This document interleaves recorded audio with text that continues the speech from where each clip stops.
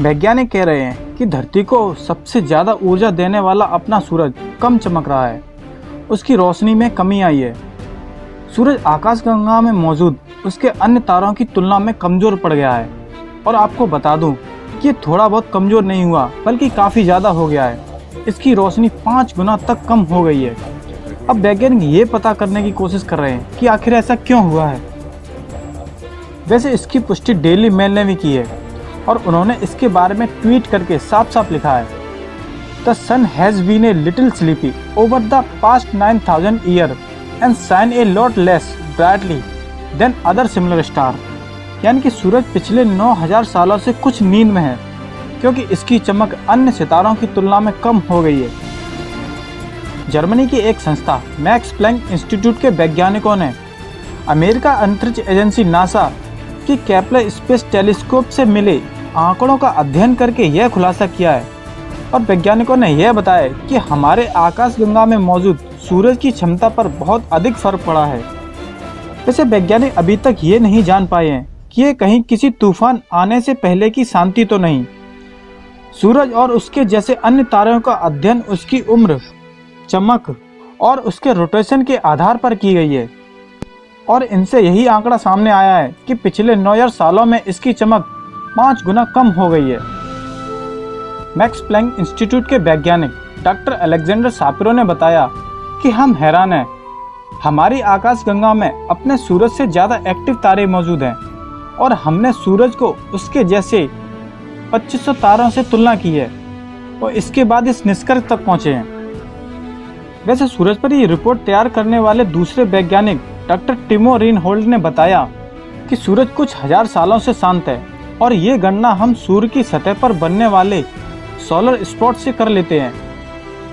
लेकिन नतीजा कुछ इस तरह का रहा कि पिछले कुछ वर्षों से सोलर स्पॉट की संख्या में काफ़ी कमी आई है। सन 1610 के बाद लगातार सूर्य पर बनने वाले सोलर स्पॉट कम हुए हैं।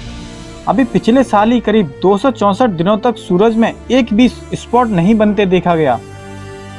वैसे आपको सोलर स्पॉट के बारे में बता दूं कि ये होता क्या है और कैसे बनता है। जब सूरज के केंद्र से गर्मी की तेज लहर ऊपर उठती है तो इससे ऊपरी सतह पर बहुत बड़ा विस्फोट होता है और अंतरिक्ष में सौर तूफान आता है जिसमें बहुत अधिक गर्मी होती है।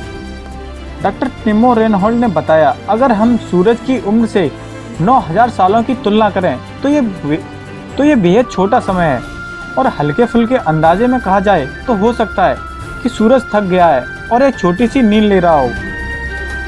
ऐसा माना जाता है कि सूरज 4.6 बिलियन साल पुराना है और इस तुलना में 9000 साल कुछ भी नहीं।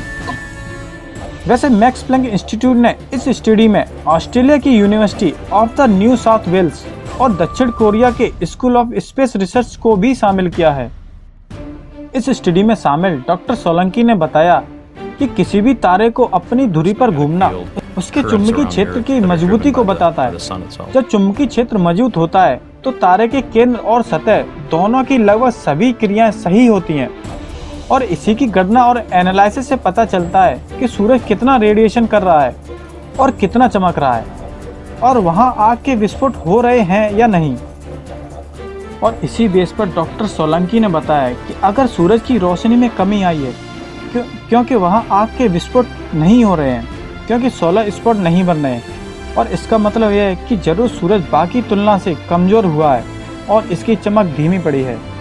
वैसे इससे पहले आपसे एक छोटी सी रिक्वेस्ट है, अगर आप चैनल पर नए हैं तो इस सब्सक्राइब बटन को दबाकर चैनल को सब्सक्राइब जरूर करें और इस बेल आइकन को जरूर दबाएं ताकि मेरी लेटेस्ट वीडियो आप तक जल्दी से जल्दी पहुँच सके।